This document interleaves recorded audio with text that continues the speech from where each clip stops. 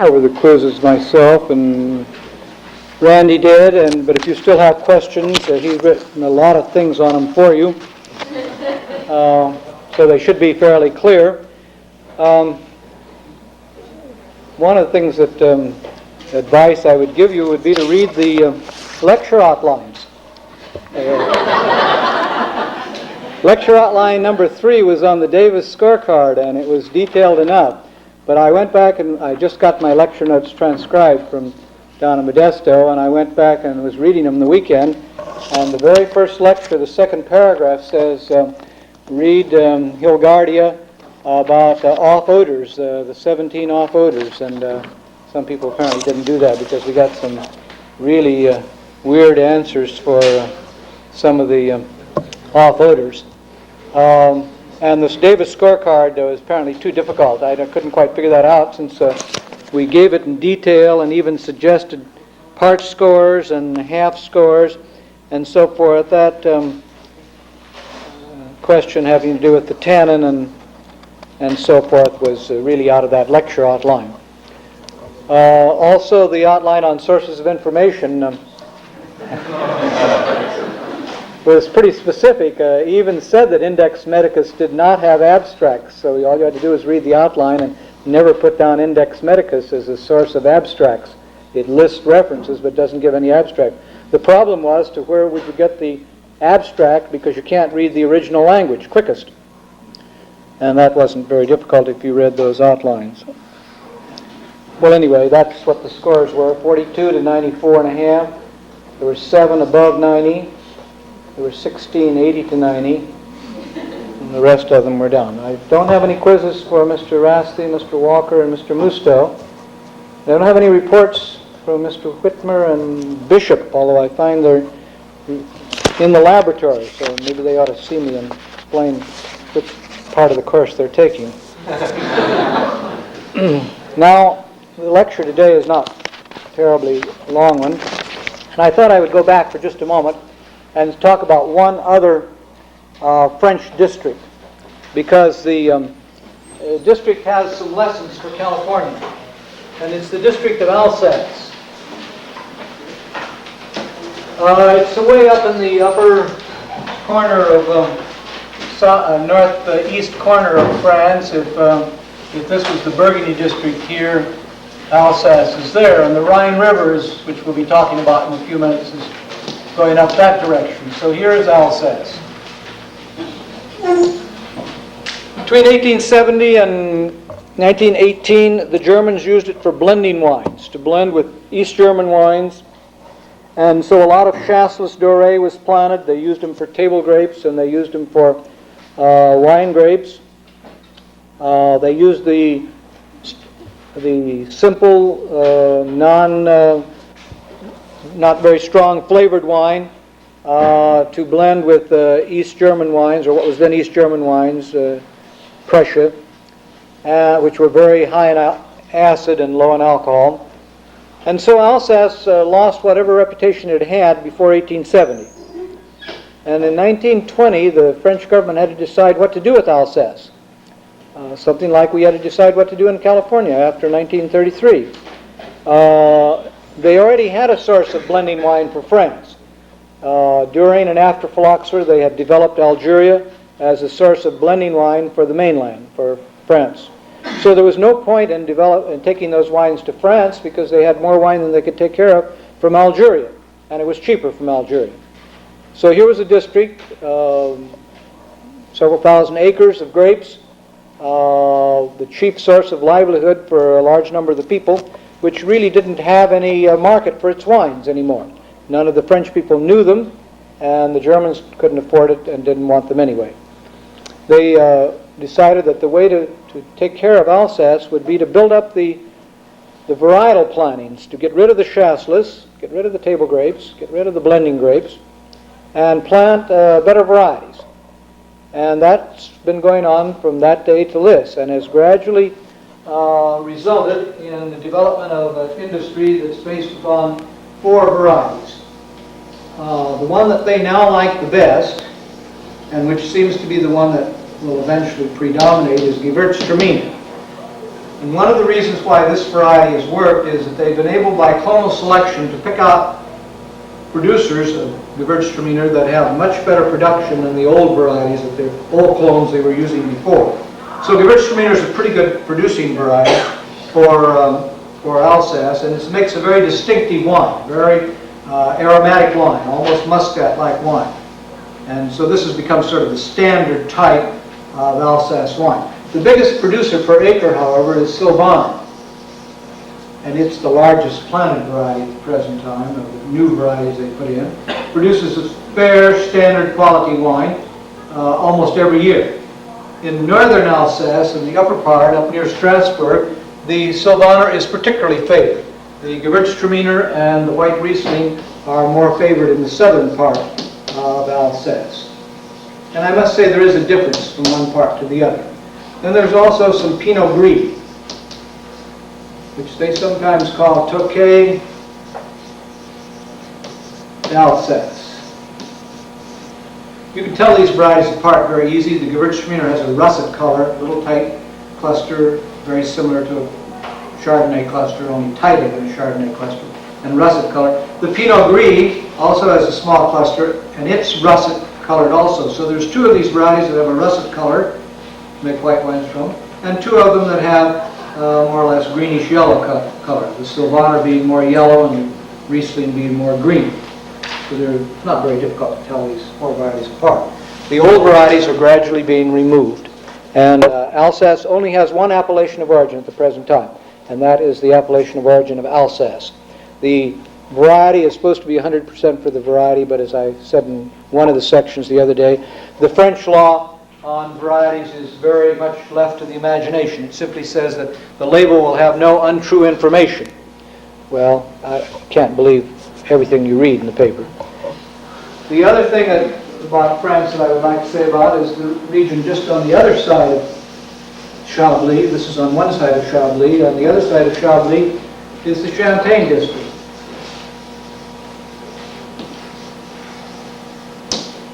It used to have several varieties, but now it's down to just about two, maybe with a few Pinot Noir and its clone, Meunier.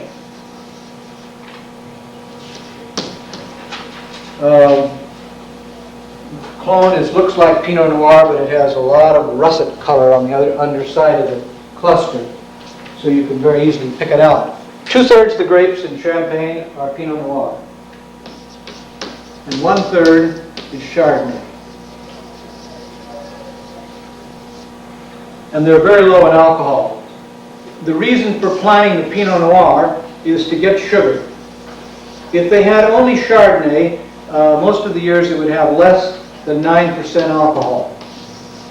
And so they can't make 100% of the wine from Chardonnay. It just doesn't have enough alcohol. There's too much acid and too low in alcohol in Chardonnay to make a good balanced wine. Now in recent years, however, there's been a fad developing for a wine called Blanc de Blancs, a white wine made from white grapes, Blanc de Blancs. And it's possible to do this in Champagne, but only in the very warm years. So these wines that are called Blanc de Blancs are only going to be made in years like 1959, 1961, 1964, 1969, and 1970. Those are the years when they can make a Blanc de Blancs. The rest of the time they're blending the higher alcohol white wine from Pinot Noir with the higher alcohol, with the low alcohol white wine from Chardonnay to make their blends for making Champagne. They'd like to get rid of the Pinot Noir. It's a very expensive grape there. It has to be hand sorted before it can be crushed. If you have a cluster of Pinot Noir and one berry has been injured by bees or by mold or something and it's started to ferment, somebody has to pull that berry out by hand before it's crushed. Otherwise you'll get a pink colored juice and then you can't make white wines from it anymore. So they don't want the Pinot Noir. They would much prefer to do without it and just depend on Chardonnay. But what are they going to do with all the wine from the years that don't make enough sugar from Chardonnay? Then they wouldn't be able to have wine every year. So this blend is a compromise in order to produce some sort of Champagne every year in the Champagne district. Okay, now we'll go now to the new outline for today and talk a little bit about the German problem. So the reason I told you the Alsace story is because it's something like the problem in California, only we didn't go about it as fast. Well, maybe we did. After all, 1920 to 1970 is 50 years, and 1930 to 1970 is only 40 years. So it isn't, they've only had 10 more years, really. They really didn't get started until 1922 on that project. And we didn't really get started on planting varieties of grapes until about 1967. So there isn't not too much difference between the two regions. We would have thought that, you know, with less prejudice for the past sort of thing, that we might have changed faster than Alsace. But I suppose the government had some sort of leverage. I think they gave them some subsidies to plant the new varieties. So maybe that it's just hard to get a farmer to change varieties. Once he's got in Alicante Boucher, he doesn't want to take it out, and or Thompson Seedless, as the case might be. Well, that doesn't apply to Germany. Germany is undergoing some revolution, but it's for other reasons. Let's talk about the geographical and climatic factors to start with. It's cool in Germany, every place. In any place it's not cool in Germany. And so every year some wines have to be sugared. In some years all the wines have to be sugared. If this is the Rhine as it runs along the northern border of Switzerland, and Alsace here, down here. The first district we come to is a small district, very much like Alsace, called Baden, with some of the same problems as Alsace. Namely, how do you get rid of the chassis doré, and how do you get them to plant good varieties of grapes? They've taken this district and practically revamped it in the last 50 years by pulling out the chassis. If you visit one district in Germany, Baden is one place to go because they have a very modern cooperative there, which has practically been at the forefront of this development that you can make good wines in Baden if you have good grapes. The next little district is right up here, and it's called the Rhine-Pfalz. And this is the Sylvaner district. This is still mixed, Sylvaner plus other varieties, and this does have other varieties too. And this great big area right along here is the Rhine-Hessen. And the district right opposite, the most favored district as far as exposure is concerned, is the Rheingau. And then running over here is the Moselle. And the way out here in right field is Franconia. Only it's about down here is where actually. Well, they're cold, and the first thing that you have to think about in terms of Germany is exposure. They need exposure to the east, which they get along here, sun coming up and hitting it here, or to the south. And the place that you see this most dramatically is along the slopes of the Moselle. The Moselle runs in a sort of southwest to northeast direction, and all the good locations are located on the side of the hill where the sun hits it in the morning. Right opposite, where the sun doesn't hit it until the afternoon, there won't be any grapes planted, or there will just be a few vineyards planted. So that this is a very dramatic illustration. Here along the Rhine, you'll see some vines on both sides, but the big high-quality vineyards are facing south, being on the north side of the river facing south. So they get the morning sun, the noon sun, and the afternoon sun. Also, the drainage is very important. There's practically no vines that are not on well-drained soil. All of this soil is sloping down to the river here. In the same way over here. So that, and even in Alsace, in Franconia, all the vineyards are sloped. So that temperature of the soil is important. The exposure to the sun is very important. And even the drainage in various areas. There's been a very thorough study made along a little river that runs off here called the Roessler River. The meteorologists in Germany have shown that you can't plant grapes in certain parts of that river because the drainage of the air, of the cold air, down is such that the vines will be too cold and they will not ripen. And so the meteorologists have shown them just exactly where to plant and where not to plant on that little river. There's another little river that runs right along here called the Naha River. The same thing is true there. The wind direction and the drainage of the air are so important that it makes the difference between whether you can grow grapes or you can't grow grapes. If it weren't for this very nice selection of locations, they couldn't have a grape industry in Germany. The new German law reduces the number of named vineyards. I was just reading to somebody today in the library out of some magazine that the plans are now to reduce from 12,000 named vineyards down to 2,000 named vineyards. So this is a major change, and there's a special office that's been set up in Mainz for just this reduction in the number of named vineyards. Then they're going to classify all of the wines into one of, I guess I've only given you 3 categories here, the other one isn't important.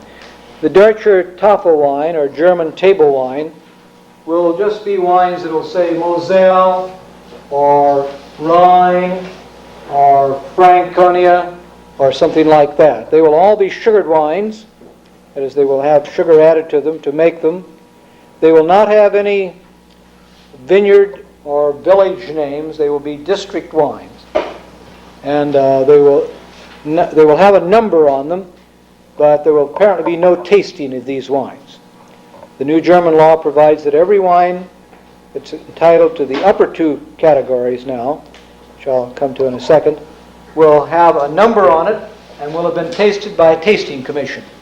So the region is specified, and the first category they can add sugar but within limits. In the second category they can add sugar but within more restricted limits. And this is what's called German Qualitätswein from a determined vineyard. Bestimmter Anbaugebiete means from a determined, bestimmter means specified or determined. Anbaugebiete means vineyard area or area.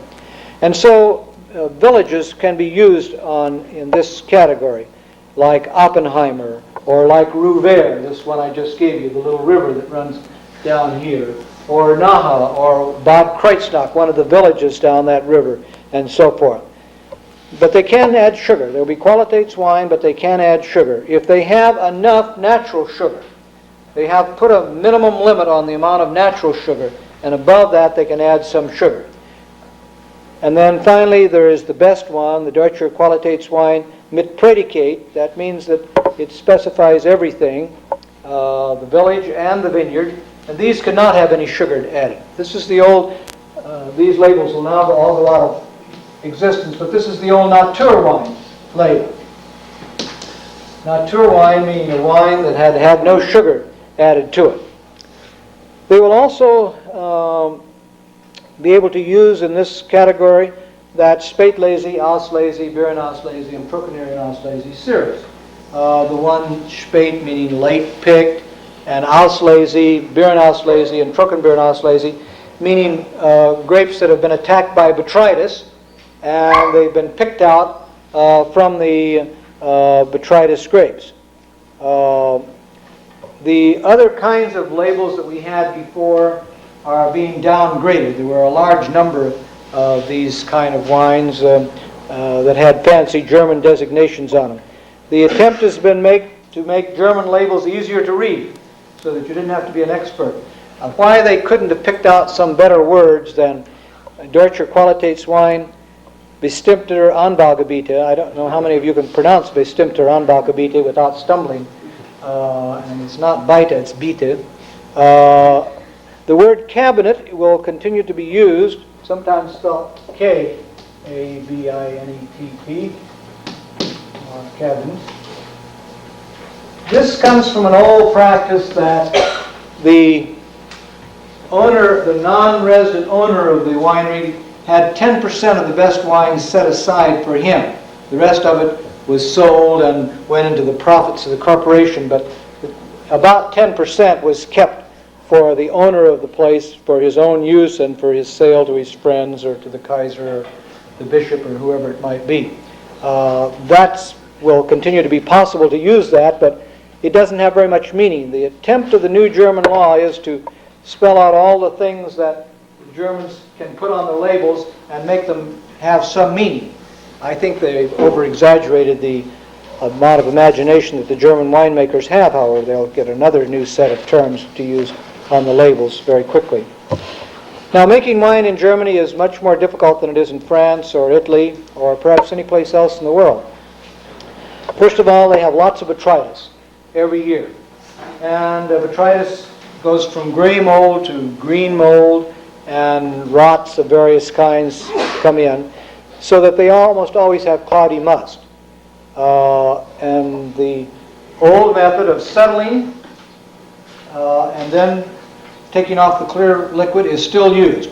But you will see almost every place centrifuges now in Germany. A large amount of the must, not all of them, but a large amount of them are centrifuge, particularly in wet years when there's lots of botrytis.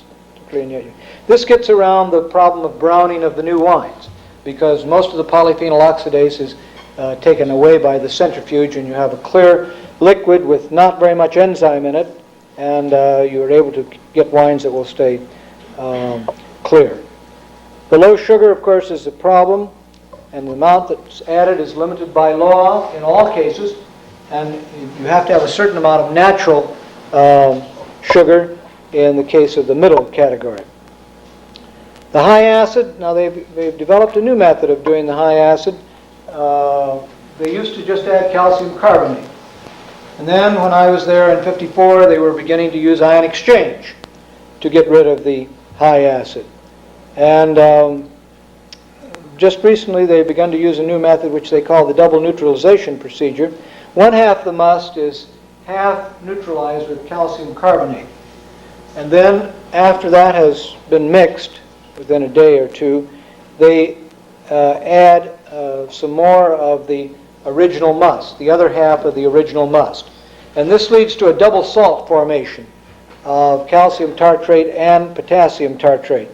And you get a great deal better reduction in acidity from the double salt formation than you would just from the calcium carbonate.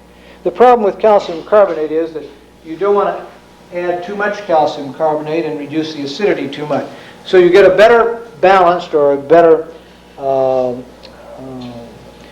pH by using the double neutralization than you do using a single neutralization, and makes the wines better tasting. Because the wines are high in acid, most German wines are sweet. This is, I'm sorry to say, a fact of life. It's becoming more true with time, and it has been brought about by their great technical skill. They understand the use of SO2 very thoroughly. They're still able to use DEPC, and they, of course, have had germ-proof filtration, with the Seitz EK filter being the most important sterilizing filter that the world has had. About 40 years now since the Seitz EK came. The Seitz people give schools for training people how to use the Seitz EK filter, and special rooms are set up for bottling with the Seitz EK filter. And the result is that it's very rare that you find a gassy or cloudy German wine on the market, in spite of the fact that it's unstable.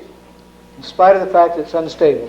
It's usually around 10.5 alcohol and 2 to 4% of sugar. This is among the most unstable kinds of wines to keep. And yet, by the use, even with cold bottling and so forth, they are able to germ-proof filter and keep the yeast out and the bacteria out, adding just the right amount of SO2 sometimes too much, but trying to add just the right amount. In order to get this residual sugar, in the upper two, in all three of these categories, they cannot add the sugar after the fermentation. So it's necessary to stop the fermentation with the sugar still in it, because thereafter you can't add sugar. You can add grape juice, and that's really the newest trick in Germany right now.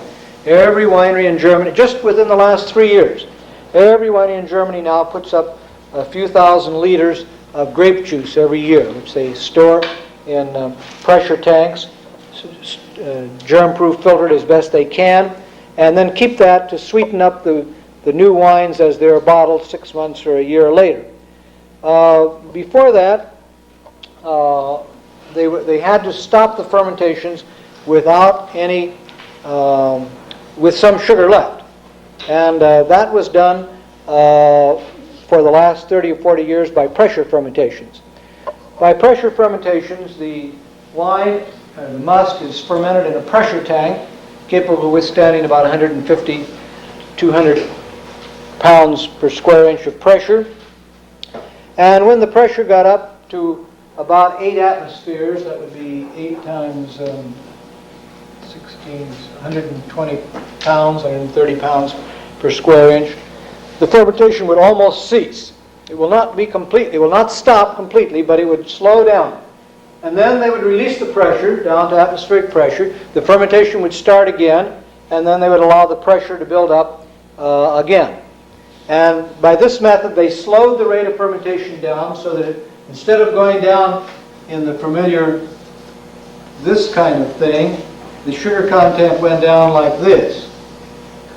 And at least 3 or 4 of these periods of fermentation with pressure went on. And eventually, when you got over here, the wine would tend to the fermenting wine would tend to clarify itself and would stick in many cases at 1 or 2% sugar. It would then be filtered out. They'd have a large amount of time to do this. They would filter it out of the tanks and then hold it with SO2 or DEPC, or hold it in another pressure tank. So the pressure fermentations were a method of slowing down the fermentation, and 2, of retaining residual sugar. The third advantage of the pressure fermentation was that you got a tiny bit more alcohol per gram of sugar fermented. That's because there's not so much multiplication of the yeast. One of the ways to lose alcohol, potential alcohol, is to produce more yeast. That's why you try and keep the wine away from the air. The more yeast you produce, the more yeast cells you have to produce, the more sugar is going into making cellular material. So in the pressure fermentations, you do not get as much multiplication of the yeast. Therefore, there is less of the sugar going into the cell material, and therefore you get more alcohol per gram of sugar fermented. It doesn't amount to very much, maximum of 1 or 2/10% of alcohol. But if you've only got 9 and 10% alcohol, 1 or 2/10% makes some difference. Well, they get by with this without much trouble. This the big, very prestigious German Staatsdomain, that's the government winery, which is the largest owner of vineyards in the Rheingau here. They own vineyards all along the Rheingau, very prominent vineyards. They have all pressure tanks, the whole vineyard. Schloss Johannesburg, which is just opposite here, which is certainly a very prestigious name, they have a lot of pressure tanks.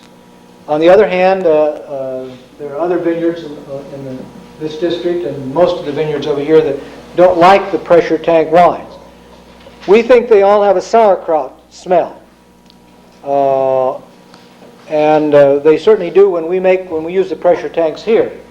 And Professor Webb's evidence from Australia is that they do there also. And so in areas where the pH is not very low, in other words, where it's like California or like Australia, in those areas where the pH is 3.5, 3.6, and lactobacillus spoilage is a problem, then pressure fermentations are not for you, because these almost always get cloudy from the lactic acid bacteria in those conditions. They're very hard to keep from getting a sauerkraut smell. Mr. O and I must have done 100 of these fermentations altogether, and maybe we got a dozen of the 100 to have some sort of decent result. The rest of them weren't very good. Besides, we have plenty of sugar in California. If we want to have a sweet wine, we can have it. And besides, we don't have too much acid. So we don't really need to make or don't have to make sweet wines in California to cover up the acid taste. So this is not really a problem for California, and we've strongly recommended against the pressure tank system for California. I might just point out in passing the value of research. That project cost Mr. O and I suppose a month or two of our time. The equipment was worth, we used the equipment for many things, but taking just that one and say a tenth of the equipment cost would be about $3,000, $4,000. Our salaries for a couple of months, well, they're low enough, but let's say that all together with student help and everything that we put maybe $15,000 in that project. The initial projects that we saw for the Napa Valley called for $500,000 per winery in pressure fermentations. And after they saw the results, they all gave it up. And there still isn't a single pressure fermentation tank in California. So maybe quite a number of $1 million came out of just a tiny bit of research that was done largely just to satisfy ourselves that it did have some possibilities or didn't have some possibilities. On the other hand, you can't sell that over in Sacramento right now. The important thing is to lecture out of the textbook over in Sacramento. Devil with research. That's my sermon for the day. Couldn't resist it. Well, I've already spoken about grape production. The production in Germany per acre is more than 2 times what it was 60 years ago. And that's all been done by clonal selection. In some areas, it's as much as 3 and 4 times as much as it was then. In recent years, they, of course, have had the problem of virus selection. So between clonal selection and virus-free grapes, the average of Germany as a whole is up 3 times from 1910, showing that there is a great importance for viticulturalists. There's been a big to-do in recent years about ice wine. Ice wine is where the grapes are allowed to stay on the vines until they freeze solid. Then you get up at 4 o'clock in the morning and you pick the frozen grapes. And you bring them in and press them immediately. The ice has frozen out, and what is not frozen is the sugar solution. So by this method, you're able to produce a wine that would be entitled to the third category. That is, you could call it a Qualitätswein wine mit Predicate that had no sugar in it, and it would be sweet. It tastes like the very devil, however. That's the trouble. It tastes like frosted wines always taste. And they usually are rather dark in color. And they have a high degree of sherry quality. They're high in acetaldehyde. And yet the demand for sweet German wines is so great that they've been selling these at $10 and $12 a bottle. Now, I don't mind somebody paying $10, $12, or $20 a bottle for a Trockenbeeren Auslese, where they've gone into the vineyard and picked out dried, varied selections, as I explained in bit 3.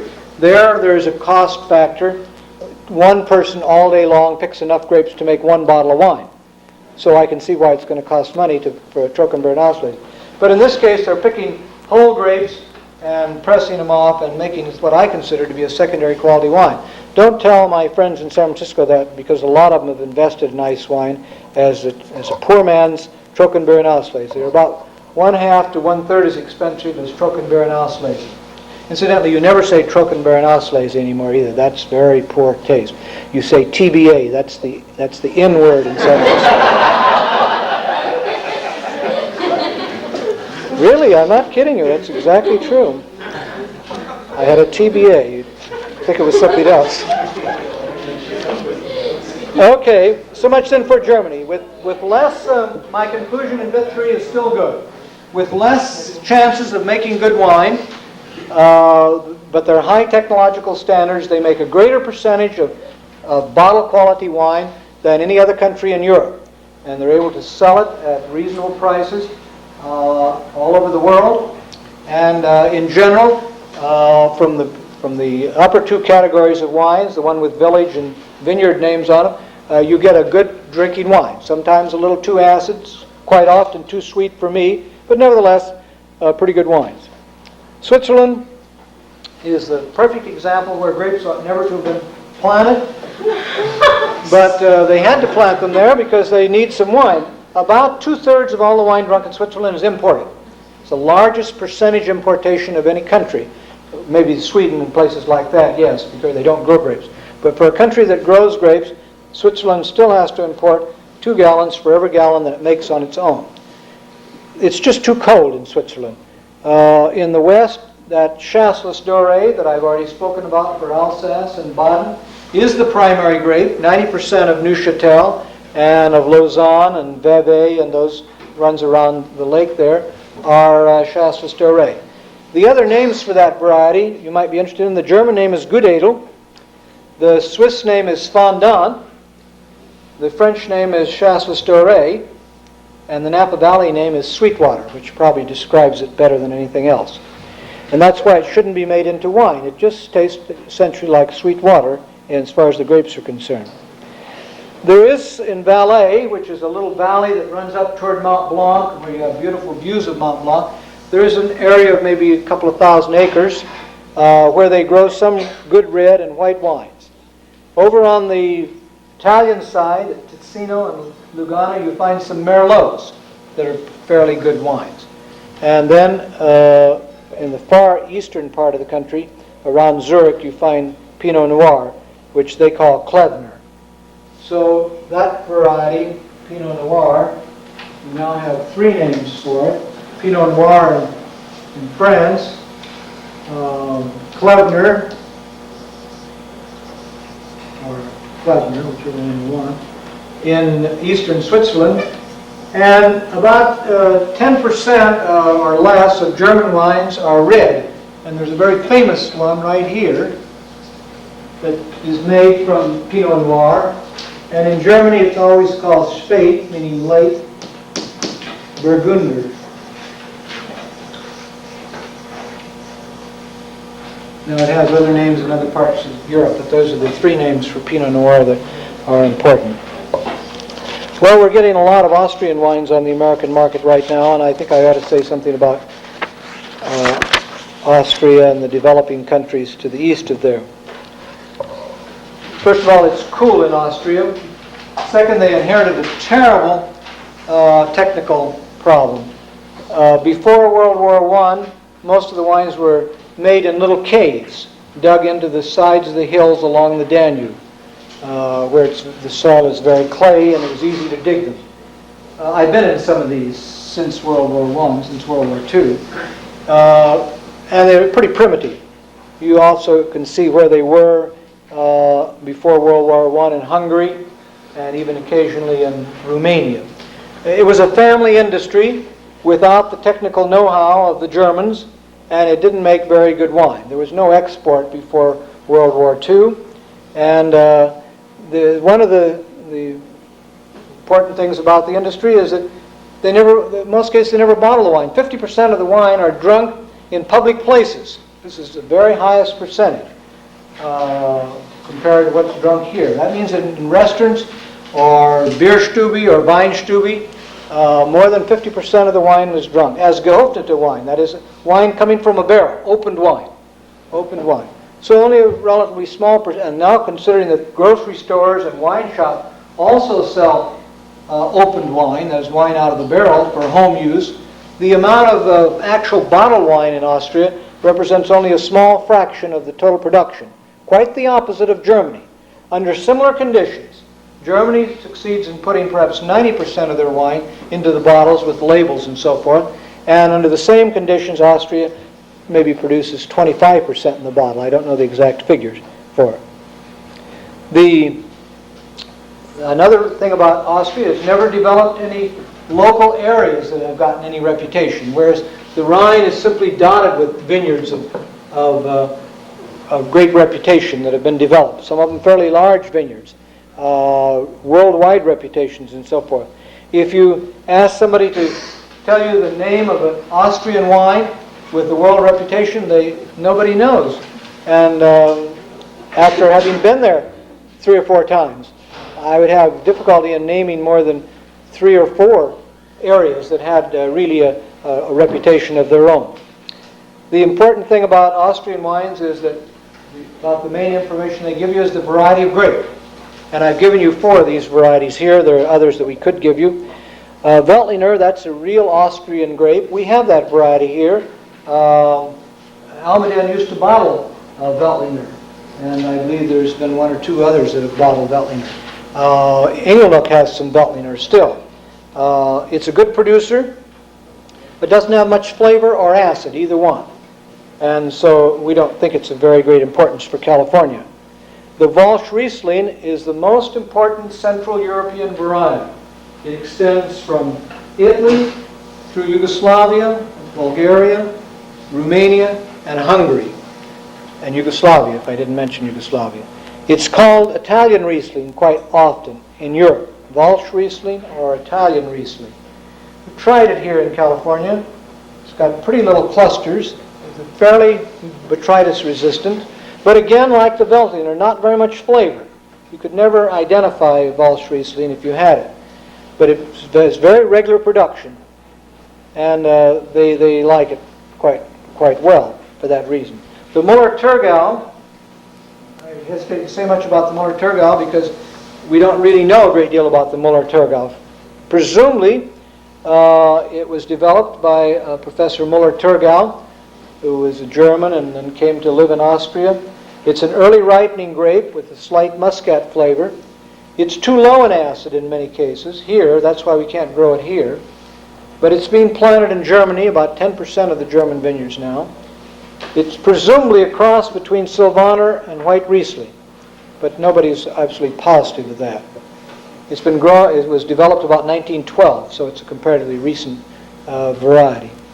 Rotgipfler, it has a russet character. Winkler and I made some wines from Rotgipfler, and you'll find it in that 1944 publication. Not very much flavor and not very much acid, at least here at Davis. Well, the other parts of, I think, of the district of Austria are not very important. It's an area that needs technological help.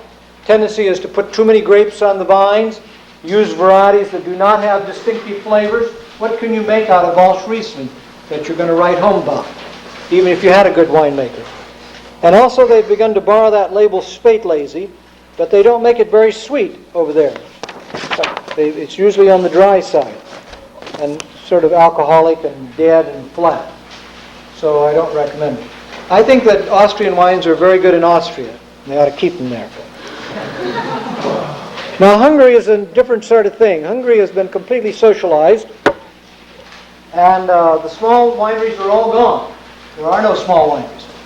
All the middle group of wine shippers and wine blenders, or éleveurs, négociants, those have all gone too. There are none of those left anymore. So you have these large cooperative wineries or state farms, one of the two. There's a difference. A cooperative actually belongs to the people who are in the cooperative, whereas a state farm belongs to the state, and you get a salary from the state.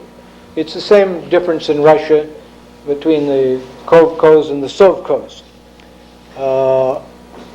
But the state farm tends to dominate because they have more money, and usually the state farms get the choice of the best technical people because they take the people from the experiment stations and so forth. It would be possible if, for example, if California should be socialized. I'm not in any way advocating that, I might say. But and the state of California develops state farms, then the Department of Agriculture in Sacramento might say, well, Professor Amerine, you go down and manage the new state farm at Fresno or someplace like that. And besides, you still be a professor at Davis 3 months of the year, 4 months of the year. So you see, this is also true in Russia as well as in Hungary. So you see that the people in the experiment stations have a very hard job. They have to develop wineries. They mostly run wineries themselves to teach their students how to do these things, because the state itself puts everybody in a job. You don't go looking for a job in Hungary. the job comes looking for you. Well, let's talk about just a few names. Their names are now coming on the American market, and what their differences are. Right near Budapest, 30-40 miles from Bucharest, is the town of Egri, E-G-R-I. And this is where the oxblood wine comes from. The oxblood wine was originally made from a native Hungarian variety called Kadarka. Sometimes has an S on it, but I believe that the Hungarians prefer that it just be called Kadarka.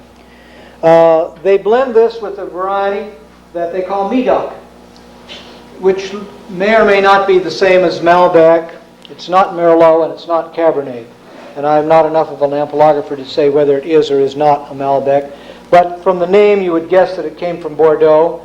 There were large importations into Hungary at the time of phylloxera from Western Europe. The encépagement was changed. The variety picture was changed. These are quite pleasant wines if they just age them a little bit. They got nice, good character. Kadarka is a little flat by itself and doesn't have much color. It come out pink or purple-pink color. But with the Medoc, they're able to get a good color tone and a pretty good flavor. I just wish they'd, give them another year in the wood and a couple more years in the bottle. Most of those that are coming in now into this country taste like they were made last year, which in fact they probably were. Most of the Hungarian wines are white, and all these other districts are white. In fact, you have to sort of look for a red wine. Wine list in Budapest will have 10 whites and 1 red. Lake Baticasonia and Lake Balaton, Ferretti, Soproni is right up next to the Austrian border. And then Tokaj, which I'll speak of last. There are 17 named districts in Hungary that have an appellation of origin now. Austria at the moment is hanging back on appellations of origin. I don't know why.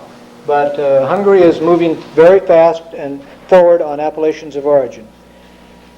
The varieties for those white table wines, Walsh Riesling again, Veltliner again, Kadarka for the red, and Ezersho is another typical and native Hungarian variety. We've tried that one here. It comes out very much like Walsh Riesling and Veltliner, not very distinctive flavor. That's the problem of these varieties. Now the middle two varieties, Ferment and Harsley Value, are the varieties that are used for making Tokaj, or Tokay in this country, but Tokaj there. These are sweet wines made in eastern Hungary. They're made by a combination of late harvesting, the traditional time of harvest is October the 28th, and botrytis. We've tried everything to make ferment botrytis here in California. For our own amusement, we thought we'd make, just to see if there was such a thing as Tokay. And they won't, they just rot. Why they don't rot over there, I haven't any idea. I've been to Tokaj, I've been in the cellars, I've been in the vineyards, and it's obvious that at least the clone of Tokaj that they have has the same shape, the same leaf as the one we have here, but they do get some botrytis, whereas we get just the grapes just shrivel up and become brown. At any rate, they pick out the very ripest grapes, which amount to, in a good year, to perhaps 10% of the grapes. These are brought in separately. Now this is the modern method, not the old method, but the modern method of making. The rest of the grapes, which are not shriveled or which do not have botrytis, are crushed. And then they will take this very ripe grape stuff and literally macerate it. They have little machines to macerate it up. So here you have a grape, you have a big barrel, 10% of this very sweet raisin-like mash or mush, and over here you have some grape juice. Now if you're going to make a dry wine, you don't put any of this sweet stuff in it at all. You just let it ferment. And you get something around 11% alcohol, and it's dry. And it's called, I should have written this down because I'm not sure I can spell it right straight off. It's called Zamarodny.